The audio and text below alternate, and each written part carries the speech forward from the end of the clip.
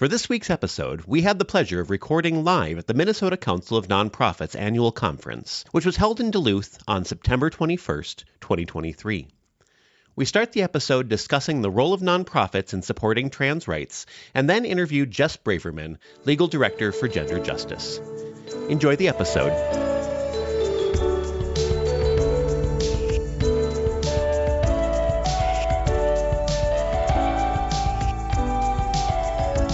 It is my privilege to introduce our stars, Anna and Cam Kruger. Aliana, or Anna Kruger, is a queer, disabled young activist, public speaker, and an interim board chair for Trans Northland. Anna is studying social work at the University of Minnesota, Duluth. She has created an educational platform that encourages open and honest conversations, mistakes, and radical acceptance and love. Cameron, or Cam Kruger, is a passionate advocate for the nonprofit sector. He currently serves as an institutional giving manager for Gender Justice and founder of That Nonprofit Guy, a consultancy focused on nonprofit capacity building. Cam is also a recently outgoing board chair of the Minnesota Council of Nonprofits and an adjunct professor of organizational leadership for Southern New Hampshire University. And he also happens to be Anna's dad. Anna and Cam, please come on up. And please give them a warm welcome.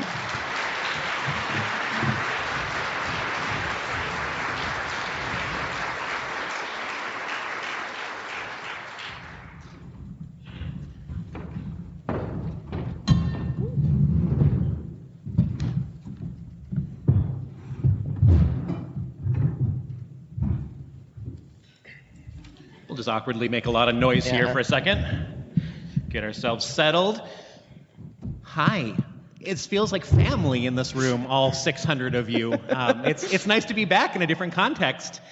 Thank you so much, Minnesota Council of Nonprofits, for having us today. Hi, I'm Anna, a transgender person. And I'm Cam, your dad. And this is The Transgenda, a podcast chronicling my transition. And a cisgender man learning how to support it.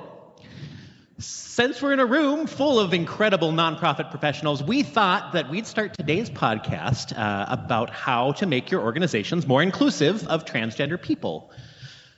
So, Anna, you're a transgender people. I am. What is that?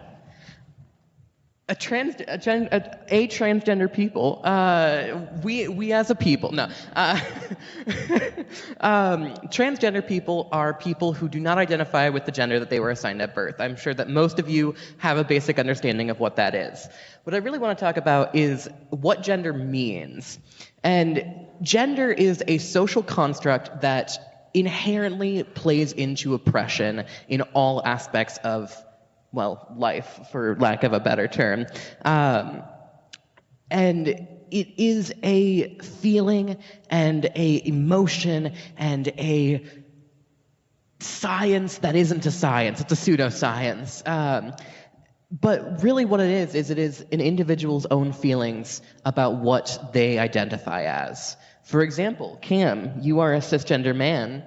You identify as a man, I imagine. I do. I am not a cisgender man. I don't know what about it gives that away to some people, but some people are like, you're definitely a man. And I'm like, no, I'm not. No. I identify as a woman, and more specifically, I identify as a demi-fae woman, which is just a way that I can describe my own gender, something that everyone can do in their own words.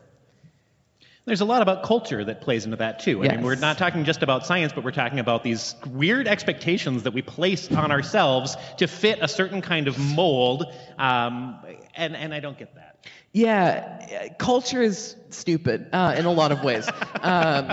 It's oppressive, is what it is. The sociologists in here are going to be mad at me. Culture is inherently plays into gender. I think that all of us have heard about bathroom bills, or about, we've all probably used a public bathroom in one way or another. And I just kind of want to get a general sense of hands. How many of you out in the audience enjoy using a public restroom? It would have been really weird if I saw a hand. Yeah, I was going to... Get that person out of here. No one enjoys using a public restroom. So, as why are we making it harder for anyone to use a public restroom when nobody likes to use them anyway? And culture really plays into that of, oh, well, you're different than me, so clearly you have to pee in a different spot than I do. If we didn't have bathrooms and it was just trees that we were peeing on, or rocks, I think it's more rocks that we're supposed to pee on. Anywhere where your bits are just out, you know, but that's not what public restrooms provide for us, right? Except for urinals. We decided at this table, no more urinals, get rid of them all. They're terrible. Urinals are gross. And a good social experiment. But really what gender is it is an experience that individuals feel internally and are able to then, in multiple ways, express and identify and be themselves in ways that, until somewhat recently in American culture, has not been accepted. You know, for example, I sometimes like to wear elf ears and express my gender in that way. Cam, you have blue hair. I do. Until recently, that was not acceptable for a cisgender white man to do. It was a little bit of a risk for me, and I don't know why. It's just blue hair, right? It's just blue hair. But it said something to other people about who I am and what my identity is. And Cam, thankfully, you have had a lot of time to experience your gender in the years that you have had me as a trans daughter. And what does gender mean to you? Yeah, well, you know, I always struggled with my masculinity. I thought, when I heard the word masculinity, I thought toxic, you know, like men do bad things in the world, and I didn't want to be associated with that. So it's taken me a long journey to feel okay being a man and being a cisgender man, and identifying with that and saying, what about masculinity is important to me? And now I'm okay with that. I feel much better, and I can talk about myself in a way that says, I identify as the gender I was assigned at birth, and I feel okay with that. But that was a journey for me. It's a journey for everyone. I don't think that any of you in this room are like, no, I am exactly the same person that I came out of my mother's womb as, or was grown on a test tube. I hope not. That's a big baby person. Yeah, it's a really big baby person. It'd be weird you're doing nonprofit work as a giant infant. Ultimately, though, gender is oppressive. And as Jess, our guest who will be coming up later, said, screw gender and all of that, because it doesn't matter, except that it does. People put way too much emphasis on gender. I do not care what people think about my gender or what people think about who I am internally. Yeah. What I do care about is that they respect me, and that's ultimately the message that we try and get across with gender is just respect the people you're talking to. You don't need to like how they identify. You don't need to like who they are internally as a person, but that doesn't mean that you can disrespect them. And I think that everyone in this room knows that. Well, and I think we believe that everybody in this room is trying to make the world better. And Nanoko really hit that home in her speech just before us here. And I also think that everyone in this room wants their employees and the people they serve to feel comfortable and to be supported in their identities. But we're surrounded by systems that are oppressive to minority populations, and they're built on a foundation of white supremacy. So what do we do?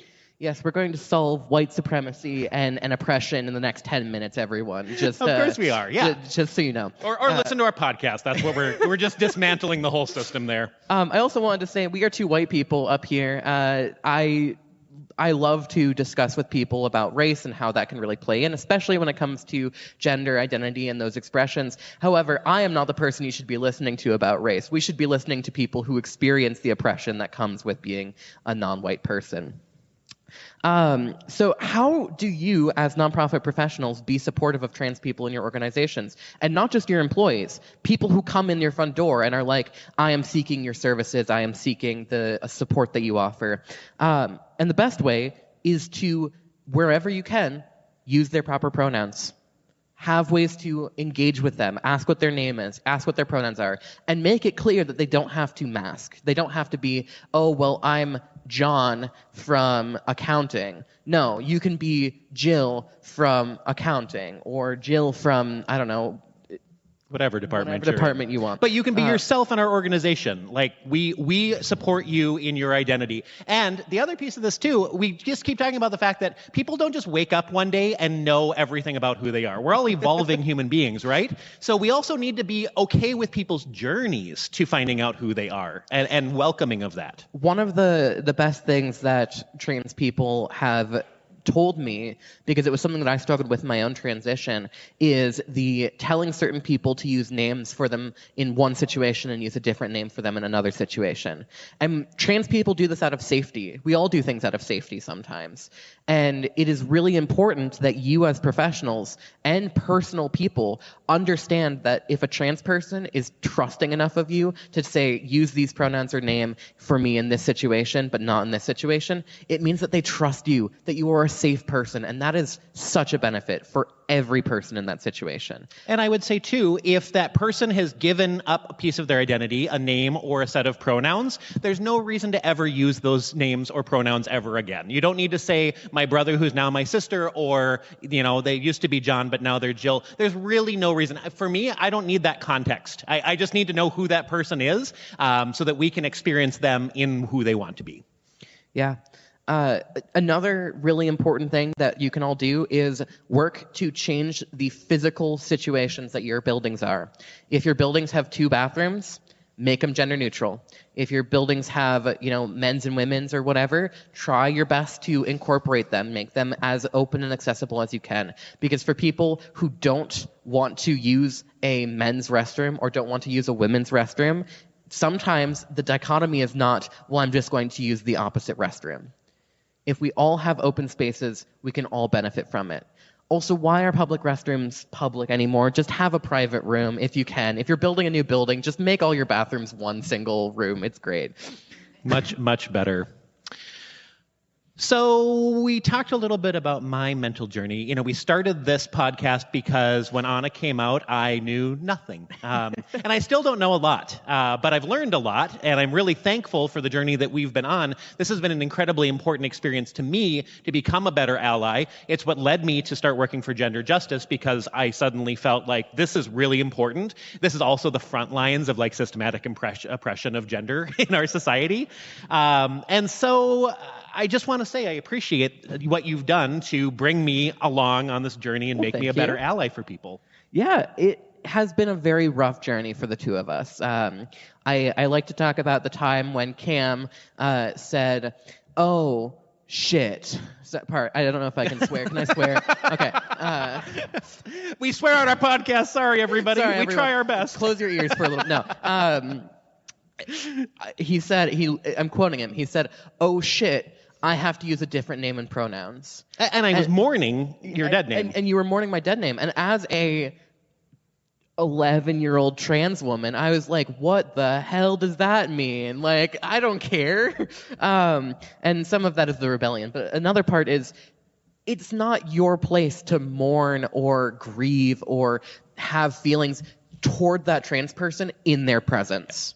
You are allowed to have those feelings. You are allowed to be frustrated. You are allowed to grieve and have those feelings. Just don't place it on the trans person. It's not our fault that we transition. Blame, whatever higher power or not you believe in. And so when I say I love you and also you have done so many bad things in regards to gender. I've made a number of mistakes over the years, yes. I mean it. I love you too, by the way. But ultimately, it is a journey, and it is all of us inherently have been taught to be oppressive because that is the society that we have grown up and lived in. And I think that every day we are all working to negate that oppression and to benefit each other, take each other at our word, and sometimes being the person who is being oppressed, it means that you have to deal with some bullshit, even if it's from your own dad. Even if it's from your own dad. The people closest to us are often the ones who cause the most harm. So we got to work on that, right? So let's close the segment with a few takeaways. No matter how inclusive you are as an individual person, you also need to put that work into you and your organization. We need to learn. And we don't need to learn off the backs of the people that are oppressed. I mean, that was the point that Anna just made. Listening to our podcast is specifically there. We created this for the purpose of you learning so that you can be more supportive of trans people in the rest of your life. So that you don't have to go to your daughters and your cousins and your sisters and say, tell me everything about your experience and how I can be more supportive, because that's a big lift for somebody who's already experiencing a lot of oppression in their lives. What else? I do this professionally. I talk about my transition and my experiences professionally because I don't want to have any other trans person feel like they have to. So listen to me because I'm talking about it, I guess. Yeah, listen to her. But no, really, the ways that you can be more inclusive in your organizations, in your daily life, in all that you do as nonprofit professionals is to accept people at their word, to take them and believe them, and to address them as they need to be addressed. It is not a preferred pronoun. It's not a preferred name. It is a name. It is a pronoun. Just like Cam uses he, him pronouns, I would not go around and start calling him she, her, or Janelle or whatever. Good name, by the way. That's a good name. You just went to go see Janelle Monáe, so that's in your brain. Yeah. It lives there. Ultimately, though, all of you know the work that needs to be done. All of you are doing the work that needs to be done. And what really matters is that you take that and you apply it to all aspects of your life. You're professionals, but you're also people, and you live out in the world. And the work that you do matters. But so does your interpersonal relationships. And I hope that all of you get a chance to meet a trans person. I mean, you have today, I guess. Come network with me. We have stickers. Yeah, we do. But I hope that you all get a chance to meet a trans person in your personal lives and have a chance to put into practice the things that you do in your professional life. Acceptance. Radical acceptance.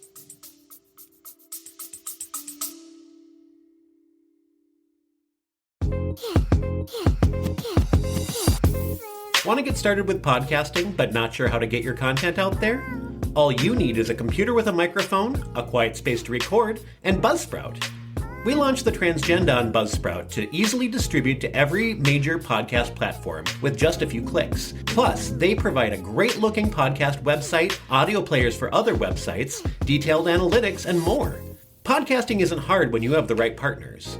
Join us and the 100,000 other podcasters already using Buzzsprout to get their message out to the world. Go to transgendapod.com/Buzzsprout or click on the affiliate link in the show notes to get started for free. Plus, you'll receive a $20 credit if you upgrade to any paid account, and you will also be supporting the Transgenda. That's transgendapod.com/Buzzsprout.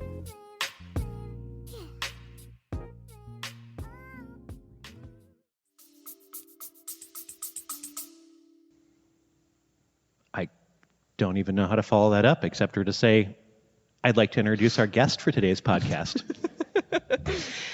They're a lawyer, so we're going to try not to say anything incriminating today.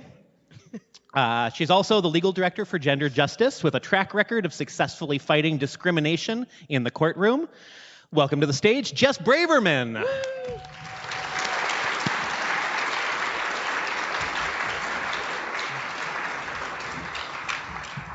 Can I have a podcast intro, which is, I'm Jess Braverman, your dad's colleague? Yes. Yes, you can. I didn't know how much I want to talk about. Jess and I work together, and I'm really appreciative that they're willing to be here today. It is so great to have you, Jess. And I love this question, and I know all of our guests hate it. We start by asking every single guest that we have, tell us everything about yourself. I'm just gonna give you like the least relevant information. So, I drove a monorail at the Bronx Zoo. Is like one of my Dang. I was a kiddie ride operator at Coney Island, and now I'm a lawyer. So hey, we're branching into like reasonable, not like things that we want to know. Tell us more about this monorail. So this is. I don't know how to do this. So the tour was called Wild Asia, and I had to welcome everyone to Wild Asia. Like, I'm sorry, there was a script we had to read, and people would like sit on the tour and make sure we were following the script. And so I learned a lot about like the difference between horns and antlers, and like I got to see a red panda every day. It was a really cool job. And like when things get really stressful, I'm like, I can always fall back on my like monorail skills. Your backup career is a zoo monorail operator. It's so good. But I'm originally from the Bronx. I grew up, I went to an extremely religious school, which means like I had no sex ed. My colleagues had to teach me about pregnancy so that I can do my like abortion rights litigation because I was like, how does pregnancy work? Because, and you know, is the world more than 5,000 years old? And, you know, I still get really freaked out by things like carbon dating. And so it's really terrifying to me. And it's so terrifying to me too, just to throw it out there. That's really, I feel validated. And so, yeah, I grew up in the Bronx. I went to law school and then I, moved to Minnesota. So I used to represent kids in family court in Brooklyn, New York, a super high volume courthouse. I represented kids whose parents were charged with abuse and neglect situations. Kids had lawyers, like direct advocates. So they would tell me what they wanted and I would advocate for what they wanted in court. And then I would represent kids charged with crimes. They're called juvenile delinquencies. They're like, if they were an adult, it would be a crime, but they're a juvenile. And then I came to Hennepin County. I did adult felony work, and then I came to gender justice.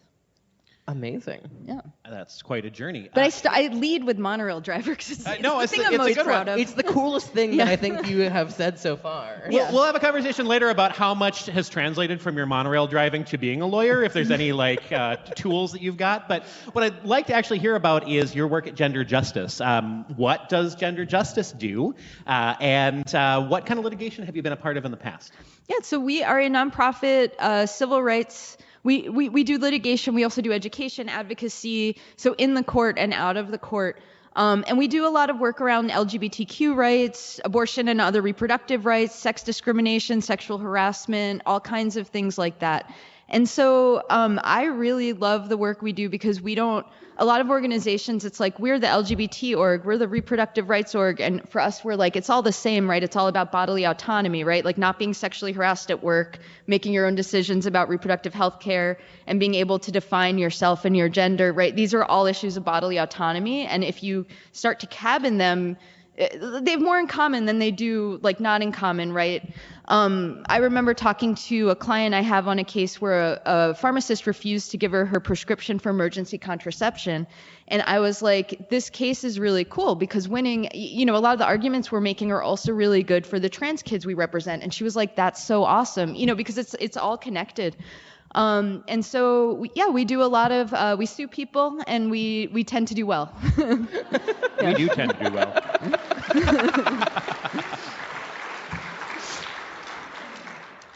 So, Jess, we're seeing a troubling rise in white Christian nationalism, and it is creating a wave of anti-everything that isn't a cisgender white straight man laws in state legislatures across the country. Can you tell us about how Gender Justice's current lawsuits and how these cases are helping to fight back against this wave of anti-trans legislation? Yeah, so I think one thing, I always tell people to like unpack things. And one area where I think that's like the most helpful is the issue of participation by trans women in women's sports. Gender justice like is unequivocally in favor of trans women in women's sports, like unequivocally. I say this as an athlete. Like I played basketball, volleyball, and lacrosse in high school. I grew up playing tennis. I've done an Ironman or half Ironman. Let's not get carried away. Also, like never again. I've done Grandma's Marathon, right? Like, so I love sports. I'm a Lynx member. I just watched them go down in flames last night, but I still love them. You know, so I don't say this as someone like separate from sports. I grew up playing girls' sports, women's sports. And so what we're seeing in the courts is like these organizations who are dedicated to religious liberties, religious freedoms, coming into court and taking really strong stances against trans girls, like playing kickball with other girls. And I'm Jewish, so help me out. I don't know what Jesus said about like 5th grade kickball, but like it's an odd thing, right? Like it's what is the connection here? Like I get when it's, you know, a religious shopkeeper who doesn't want to serve certain people. Well, I don't agree with the position they take. I understand why an organization would litigate that case, right? It's really trying to enforce really rigid gender roles. Like sex testing in sport has been harmful to all women. It is like the Olympics are a human rights disaster, and that's putting it mildly. There's stories about women who've gotten like surgeries because they found out. There's this horrible report put out by, I think it was Human Rights Watch about women grew up as women, have, women on their birth certificate, right, cisgender women, but it turns out that they had some intersex variation, like internal testes, let's say, or, things of that nature, which they only found out because they were really good at their sport. So someone said, you must be a man, which is, so then they had to get tested. They then went and got surgery, were never able to run again, were not told what the surgery would be. Like sex testing in sport is horrific, and it's had really horrifying consequences. And as Jesus said, he came down and he said, test all the girls. Yeah, make sure that they are really women. Yeah, Jesus said, like, you're all men unless I deem otherwise. Like, so like, no, and so what it is this kind of these organizations realize, okay, not everyone's religious, right? Like saying like the old school things they used to say, right? It's Adam and Eve, not Adam and Steve, haha. Right? But like that doesn't appeal to everyone. And so you start to couch it in junk science, right? Like trans women are stronger than cis women. Okay, like which trans women and which cis women? Is it on average? And then like, what does that mean for individual athletes? And like, are you saying like, the wackiest one for me, I read a lot of sci-fi, and the wackiest one for me is like, this person is trans, so they have an advantage. And I'm like, okay, an advantage over who? And it's like, well, if they were born like a cisgender woman and aren't a trans woman, their bodies would be different. And I'm like, okay, like, what are you saying? And it's like, basically, it turns out what they're saying is like, this person would have an advantage over this made up other person they would be if they were born into completely different circumstances, at which point I think we're in sci-fi territory, not science territory. Now they're applying it to chess too. Yeah. And we're saying, what physical advantage do you have as a trans person in chess? Like that makes absolutely no sense to me. As a trans woman, I have no physical advantage. I can't even run 5 blocks without getting tired. So like, I don't know where this whole argument is coming from. It doesn't apply to me, I guess. I don't know. Yeah. And since we brought up race too, a lot of the sex testing in sport has targeted black women athletes. There's litigation going on. Caster Semenya, Duddy Chand, like I would look up those cases to learn more. We don't even have, I can talk about sports all day is the problem, and this is not a sports podcast. But I would highly recommend doing research, and like I always say, unpack it. Like with this sports stuff, people are like, it seems intuitive. Men are stronger than women. It's like, which men are stronger than which women? Like, what are you talking about? And also, the other thing I would say about that, and I know this was not the question, it was about white supremacy. When I tell you I could talk all day about sports, like, we talk about sports as though you like show up and they like measure your muscle mass and then you go home. Like there's an actual athletic endeavor that you do, and it doesn't all come down to like the structure of your body, right? Like I grew up in the Bronx. We played like basketball in schoolyards, right? And other kids had coaches and paid more money to like participate in training, right? Like some kids worked multiple jobs and don't have breakfast at home, and how are they supposed to play sport? Like there's a lot that goes into sport performance beyond like what a doctor put on your birth certificate when you were born. It's ridiculous. I'm very glad that you talked about sports. That was going to be one of our questions. But kind of moving along from that, something that I talk a lot about, and I know that Gender Justice does too, is the intersection between abortion and reproductive rights and trans people. Because inherently there is a lot of communication between the two, bodily autonomy being the main one. How do you see these rights being related, and how do you address that? Yeah, so going back to sports, if you oh no, it is a sports podcast now. We're gonna have to get athletic. Yeah. Start pumping while I. Right, So, but if you look at like the sports bans that get passed in states around the country, they're often passed not with like bills that are like, let's bring more money to girls' sports, let's make sure all kids get school lunch so they can participate in sports, right? They're being introduced with abortion bans. And that's because it's the same organizations and the same people who are pushing trans bans and abortion bans. It's the same legislators, it's the same organizations, right? Like, no offense if there are lawmakers here, but lawmakers don't frequently like come up with ideas and write their own bill, right? Like organizations come to them, say pass these bills and whatever. The same organizations are pushing abortion bans that are pushing bans on gender affirming care, bans on trans girls participating in sport, right? So for the other side, I think that's their advantage, right? Like they see it as connected, and the other side often ends up cabining these issues when they're not actually different. It's about the right to make decisions over your body.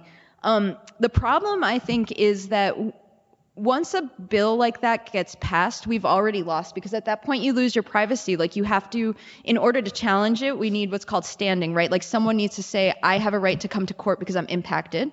And to say you're impacted, let's say you have a bill targeting trans kids, like I'm a child and I'm trans and here's information about my genitalia, right? Like you've already lost at that point because you've lost your privacy. And so I think, more attention really needs to be paid to what's going on in state legislatures around the country, because that's where the real harm is. Like I could go in and win a case, but like a family has to like bare their soul to a bunch of strangers in order to get there, and that's not okay. And we just saw that in the North Dakota lawsuit. So we are suing the state of North Dakota, which has been a huge win for us. It's a huge momentous case, but it meant having a family come forward and be extremely vulnerable about their trans child in front of the whole world. Sorry, I just want to clarify. That's gender justice, not the transgender. Yeah. We the transgender, are not suing North Dakota. Thank you. Yes. So it's really and I think the same is true with abortion. Like there was a recent case in Texas where basically women, and I it's okay to use the word women, like the people who came forward are women.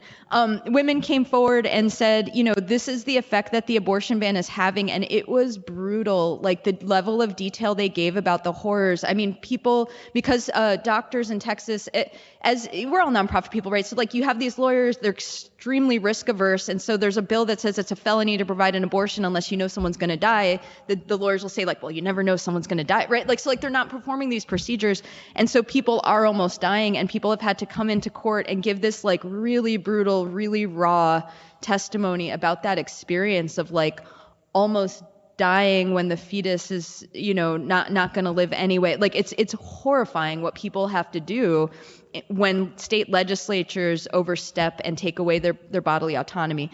And so all of these bills, like gender affirming care bans, sports bans, abortion bans, contraception limitations, all of these bills are actually coming from the same sources. They're extremely religious organizations and seeking to kind of control how everyone practices their religion, right? Because when we sued in Minnesota over Minnesota's abortion restrictions, we represented the First Unitarian Society of Minneapolis, who basically said, like, these abortion restrictions violate our religious rights. We teach reproductive freedom. Like, we have classes on this. We teach young people about abortion, right? Like, we teach them that it's an option. And I grew up Jewish in an extremely religious conservative school, but we didn't talk about abortion because it's not, like, banned in my religion. And so it is this kind of, like, supremacy of one religion that's taking over, and the more we see it as one big cause, the better chance we have of succeeding. Because what the other side's doing really well is taking the issue like sports and being like, cis women, the real threat to like women's sports is trans women. And it's like,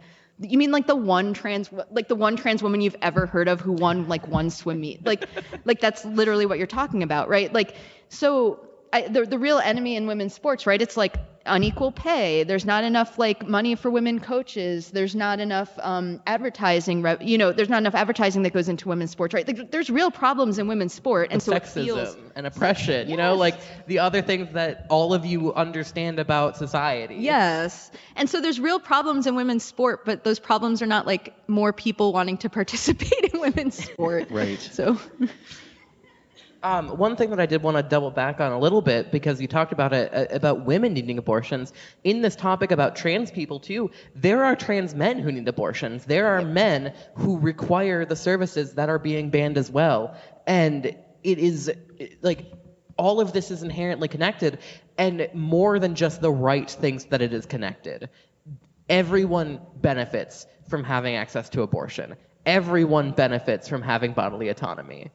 So that's really important to also note here is like, Jess said women, well, there are also a lot of men who need abortions too. Yeah, and so the distinction there, absolutely 100%. The distinction there is like the people, so there's anti-trans folks who say like now we can't even say the word women, and it's like yes you can, because the people I was talking about who came forward in Texas all identify as women, so I'm calling, like, it's just the respectful thing. But yes, absolutely, like trans men have abortions, trans men get pregnant and give birth.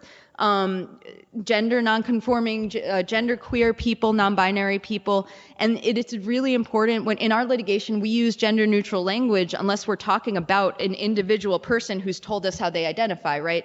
So we may have a plaintiff who is a woman and we will refer to her as a woman, but when we're talking more broadly, we want to make sure everyone knows like it's not only people who identify as women who give birth, who have abortions, who need these rights. And so we always try to be as gender neutral and expansive as possible in our litigation, because what you end up with having is people say, oh, like this kind of healthcare is not for me, and then they don't get it, and that's really dangerous. Absolutely.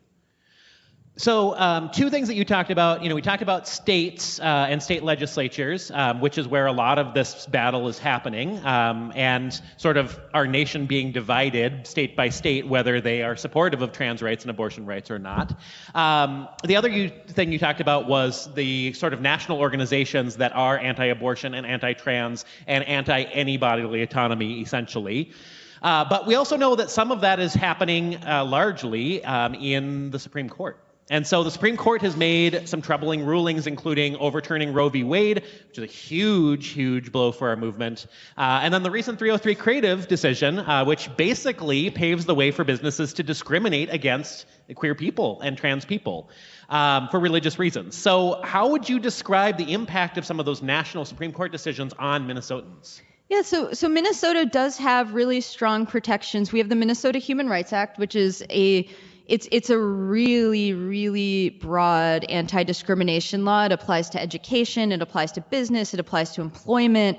It's just a very it's a strong law, but cases like 303 Creative are cases that, and Masterpiece Cake Shop, if y'all are familiar with like the Colorado case involving like cupcakes. That was great alliteration. Colorado cupcakes. Conspiracy. Yes, the Colorado conspiracy is a great, yeah, and we can talk about that. But these are challenges to state level anti-discrimination laws, right? Like 303 Creative was a challenge to Colorado's anti-discrimination law.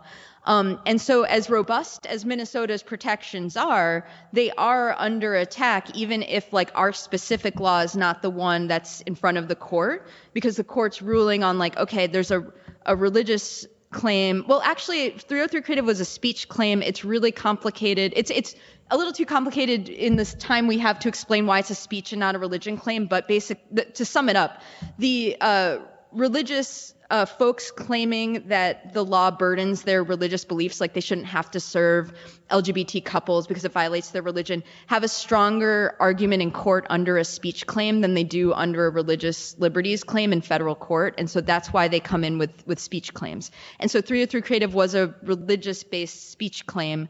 But it was a challenge not just to Colorado's anti-discrimination law, it's a challenge to state-level anti-discrimination laws, period. That being said, litigation, like I'm talking and I see like it's totally fine, like a lot of like, all right, the lawyers like lawyering.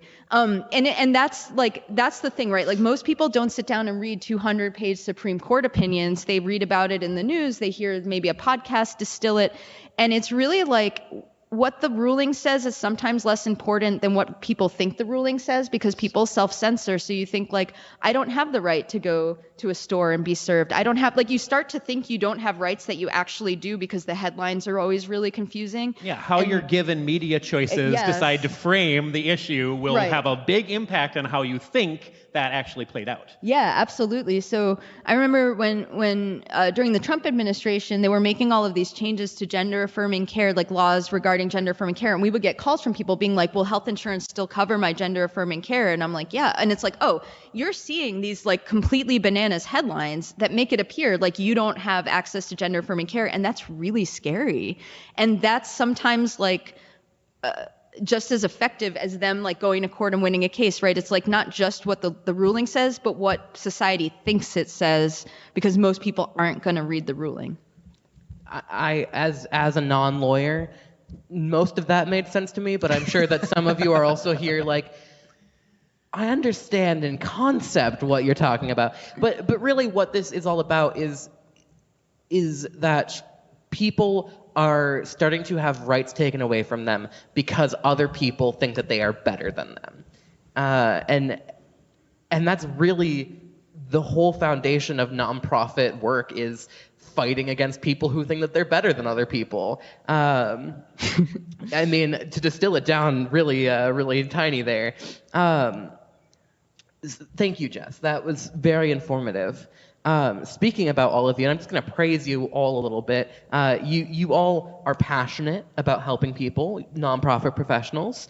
You make society better. Every single one of you has probably helped someone in the last day or so. Maybe not with the conference, but but in your work, you help people every single day. You could be an accountant for a huge, I don't know why I'm stuck on accountants today. Well, there's some in the room. I met some of them last night at the pub. Hey!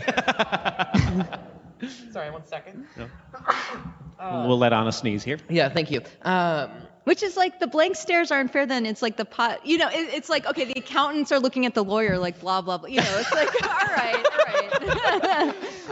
There's a walked into the bar joke there. The accountant's staring at the lawyer. Okay. Anyway. An accountant and a lawyer walk into a bar and then go our separate ways. So it would just be like too boring for the two of us to sit there all night with each other.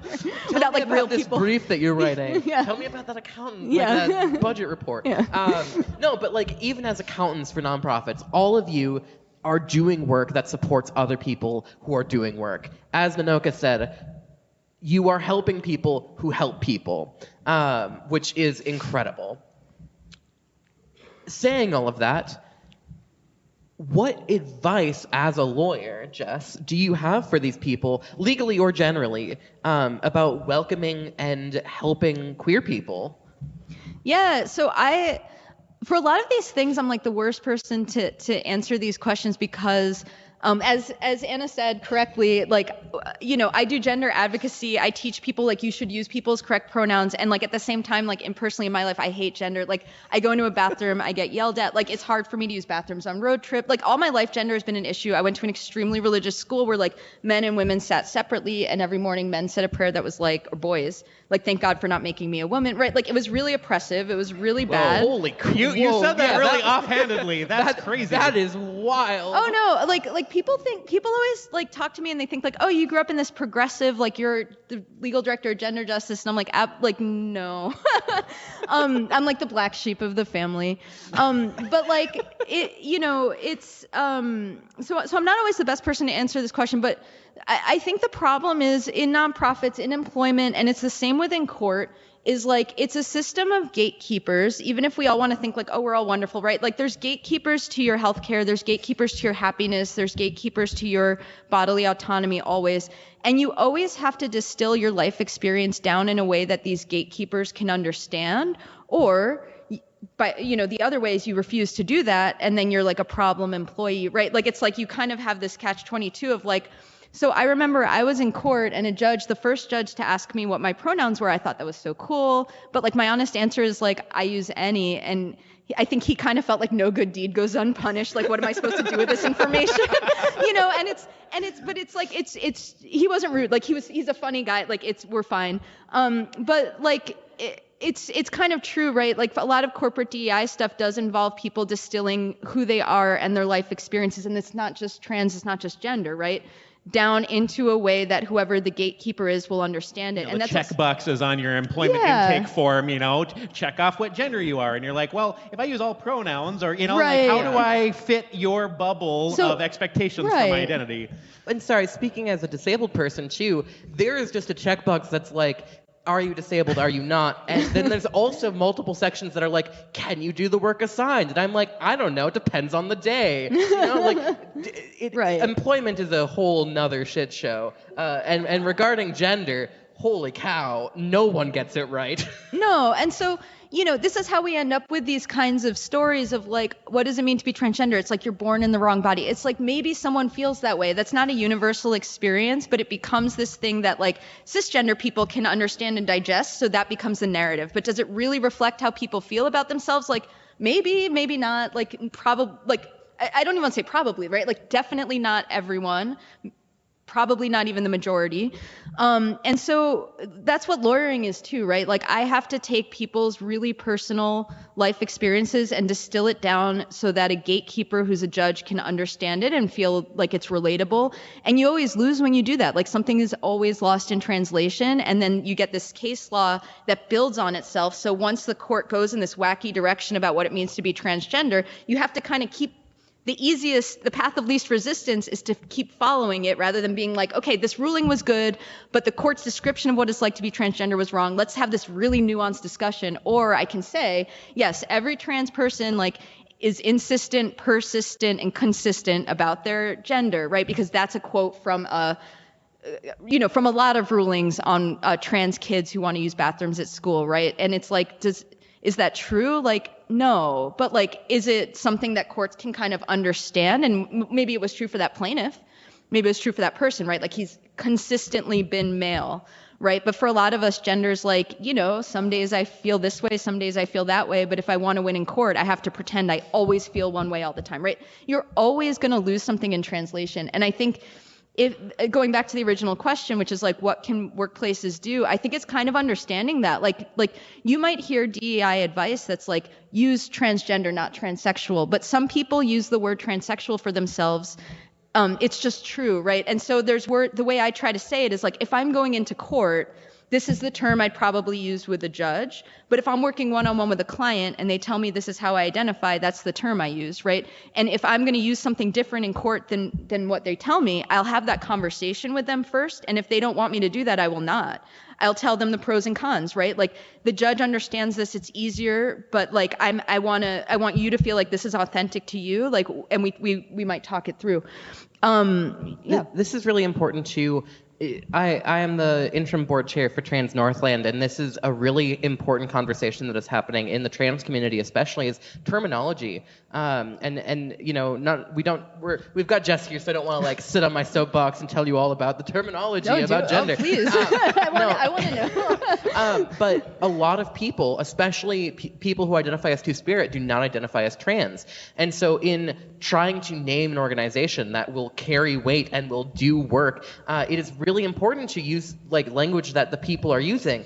But if the people are using different language than what is traditionally found, it can be really challenging. Two-spirit Northland would be really cool. It's not exactly what we fit with because the majority of our board is white. But it's also important that we recognize in the term trans all of our two-spirit relatives, all of our non-binary people, all of our gender non-conforming folks. Like, there is so much power in terms, and the way that people describe themselves is what you should use for them. But when you're talking generally, it's important to make sure that you are understood more than anything else. So that's why we go with the term trans. That's why we go with the term queer, because those are broadly understood terms that are accepted in the community, but are not necessarily indicative of every single person. For example, Cam, I don't want to like out you here, but do you identify with the term queer by any chance? I do. But that doesn't necessarily, you're not like a queer, sexual or a queer gender. And you just use the word queer. Yeah. Exactly. It's a better descriptor of my sexuality than any other descriptor that exists. But for example, I'm lesbian. I use the term queer. I hate the term gay for myself. It is baked in misogyny. But really what it boils down to is I still use the term queer because it determines, like, it is a broad way of saying, hey, I'm not straight. I'm a little bit fruity. And so it's really important when we are talking about the dichotomy between what language do you use in the courtroom, on a form, in your general day-to-day, versus if you have a client, if you have a person, if you have someone in front of you who's like, oh, I actually don't like that term, I use this term. There's a difference there, and you have to be accepting of that person and what they say. It boils down to the same thing that I was talking about earlier of just accepting people for who they are and where they're at. Can I talk about the form really quick? And this is coming as a former human resources professional. Don't ask questions you don't need the answer to.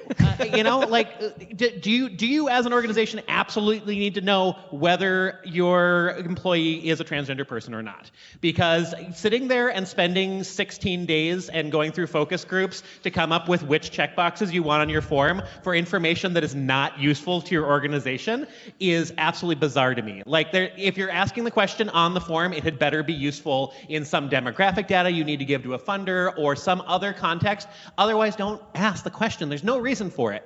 Do in personal conversations have good conversations with people about how would you like me to address you and what pronouns would you like me to use? Do you even use pronouns?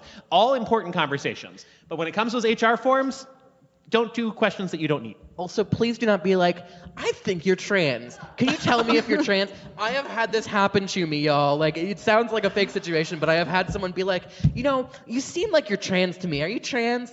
Don't. It's like asking somebody if they're pregnant. It's just don't, until somebody tells you, don't think about it. But if it is important to you, there are ways to ask it that are good. And Jess, I want to get your thoughts on this, being another trans person up on the stage. What do you think is a good way to ask people, if it's necessary, as Cam was saying, are you trans? I'm trying to think of a time where it would be necessary. I think going back, I'm not sure when it would be necessary. I can't even with close friends. I'm like, this isn't something I please share it with me if it's something you want me to know, and don't share it if you don't. And so I would first need to, I'd love to hear what you think, because I can't even think of an example of when someone would need to know that. Well, so for example, in our bylaws for Trans Northland, we have it written that we have to have a board that is at least 60% trans identified people. And so it's really important for us that we get that demographic information. Yeah. But it's also not if we were to be walking up to a donor and being like, hey, so you seem like you're trans. Or hey, so you really support the trans community. Do you want to support us and give us money? There's no reason for that. We have all these trans people here. But I mean, there are other situations that I can see that coming up. But the main one that I can use personal example is for the Trans Northland, where that's and we do that for gender justice as well. We need to report to our certain funders that a percentage of our leadership is a certain demographic, and often that is trans or queer in some way. So that's a perfect way to do it, because I think it's exactly what you and Cam have been saying, which is, as part of our organization, we need to have 60% of our board be trans, because we are a trans-led organization. That you would give the reasons. Do you fit in that category? And let people decide for themselves and not police them one way or another, because it's not really up to, right? You would, I assume you would agree, it's not up to you to decide if that person is trans. It's up to that person to tell you if they are, and they can say yes or no, but you're giving them the reason why you need that information, and they can still decline. I think even after that, they could say, I don't know, I don't know that about myself, or I'm not comfortable sharing. And I think if you really don't need to know, okay, fine. So you have can you figure out the 60% thing without knowing? And if so, great, done. Yeah. Absolutely. There are ways to go about this and get that information and use it, but it doesn't need to be I want to know if you're trans. It doesn't need to be I think you might be trans. Let me ask you about it. And I think that's really important to know. Just like Cam said, you wouldn't ask somebody if they're pregnant. I hope not. Jess, one thing that I wanted to ask you is, you have done so much legal advocacy work. How has being a trans person in a courtroom affected your work? And were you presenting a cis and masking to get better outcomes? It's such a great question, because court is the most gendered place, right? You wear suits, and so there's men's suits and women's. I mean, there's not really men's suits and women's suits, but if you go to a store, right, there's men's suits and women's suits. And I've always worn men's suits, and I've always had my hair like this the entire time I've been an attorney. And I've always looked. People on the podcast can't tell. I look like I'm about 12. I'm 40. And so when I represented kids in court, they'd be like, "Are you in my high school?" It was like that. And so everyone who comes to court who's not what people think of when they think lawyer has to deal with this. Like, I need to be taken seriously. And it's not right. Like, you could be like in family court, like some of the Black women attorneys were mistaken for defendants in abuse and neglect cases. It's terrible, right? And so it's not just a gender thing. Like, you're always kind of having to do things that people who can take it for granted don't even have to think about. And so I think for me, I've just kind of been my authentic self. I've represented clients who are like outwardly homophobic, who've committed hate crimes against gay people, but like they just want a competent lawyer.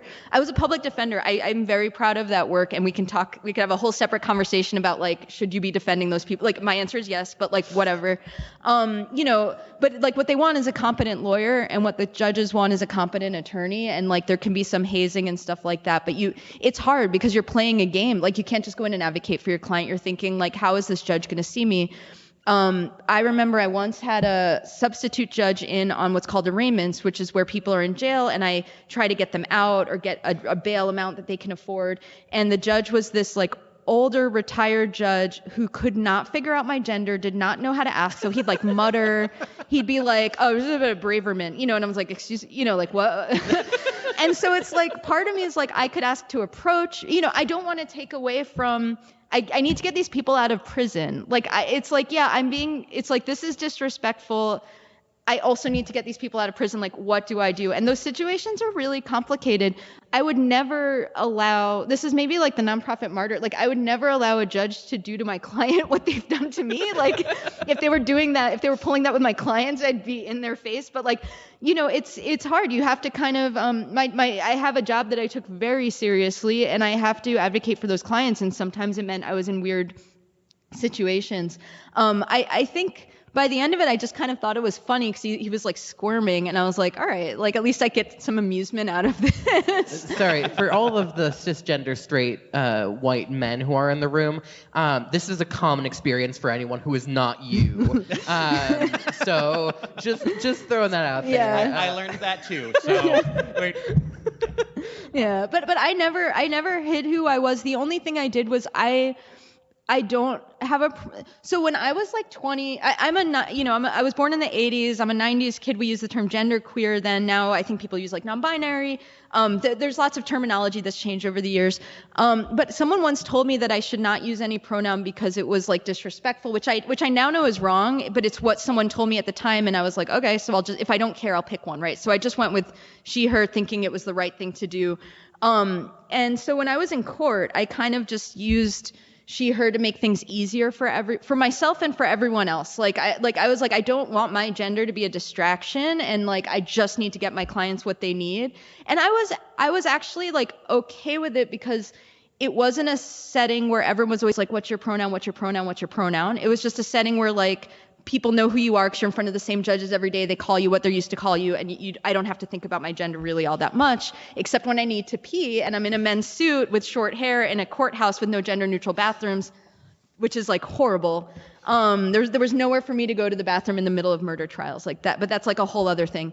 And so like I wouldn't hide. I wasn't like hiding who I was, but I was also trying to like make things easier for everyone in a way I could live with.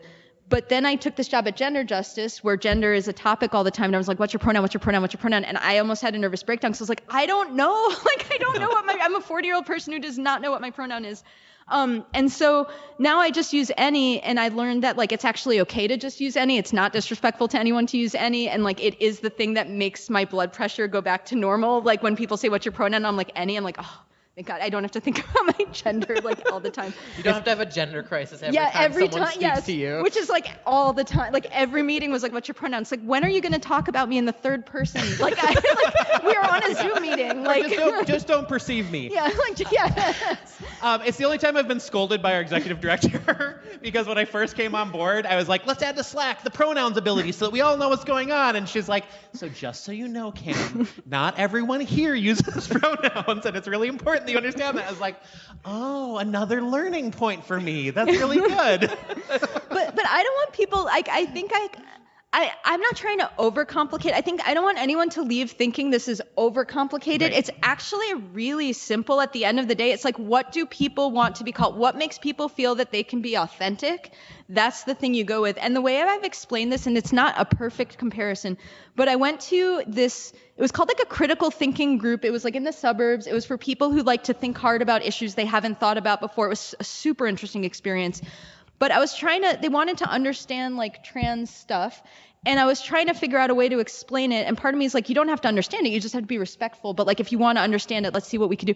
And I was thinking it through. And I was like, I remember when I was a kid and I would talk to like older women. And if you messed up like Miss or Mrs., they'd go ballistic, right? Like, it's like, no, it's Mrs., and you're just like, oh.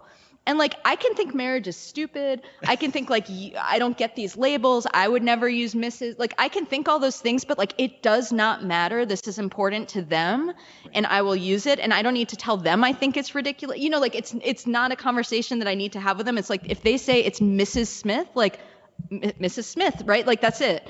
And I think it's sometimes just as simple as that. Like, what's something that's really important to you about your identity, that it would be frustrating if people got wrong all the time. So like, it sounds like we're overcomplicating it because I'm like, each person is unique and blah, blah. It's actually so simple. It's like, what will it take for someone to feel like they can be their authentic self and like, go with that? Yeah. Yeah. It's really funny. If you ever want to know what it is like to have a trans person experience, have someone use a wrong pronoun for you.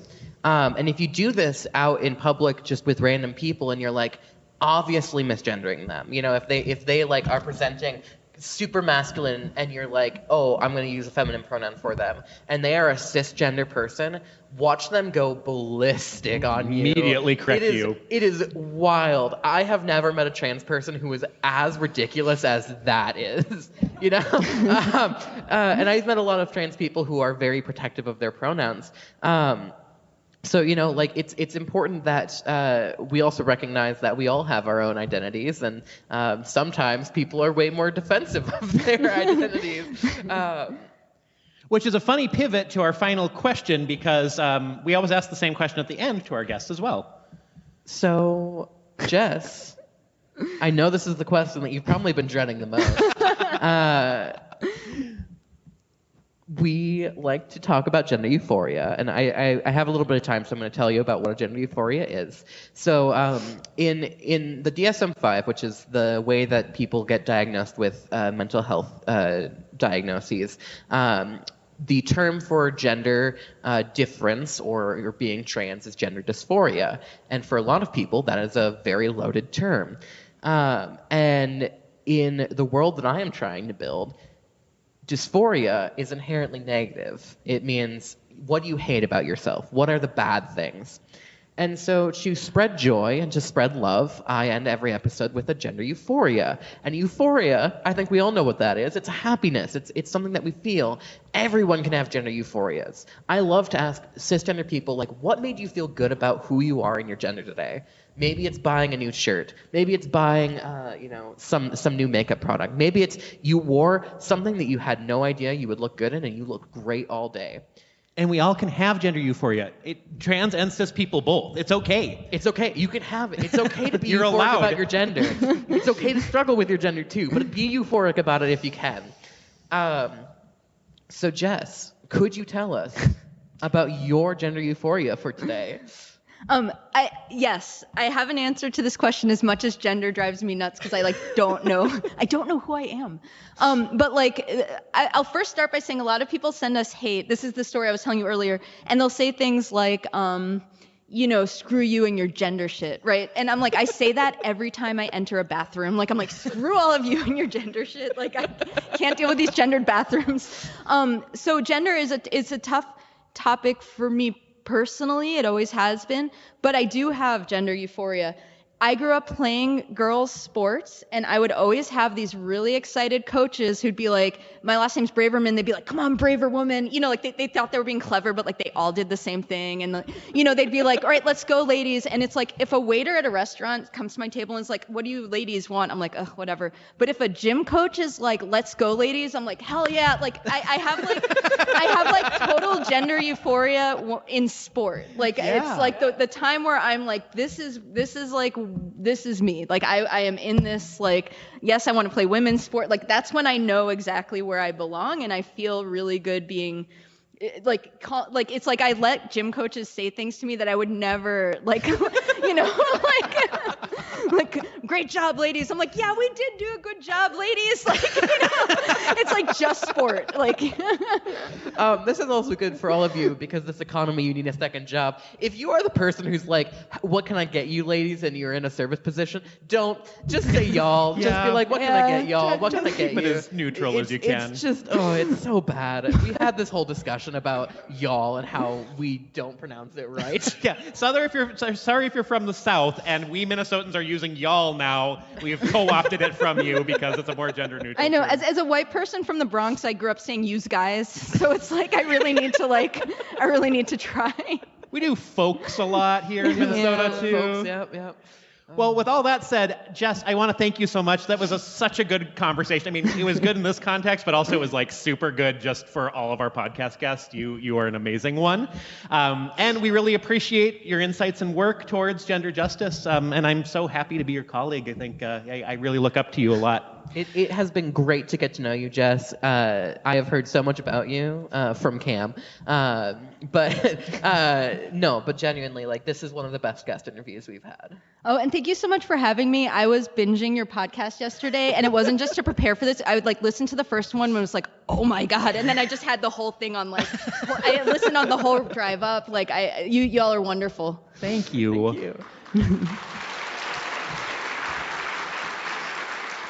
And thank you all, Minnesota Council of Nonprofits Conference attendees and Minnesota Council of Nonprofits, my second home.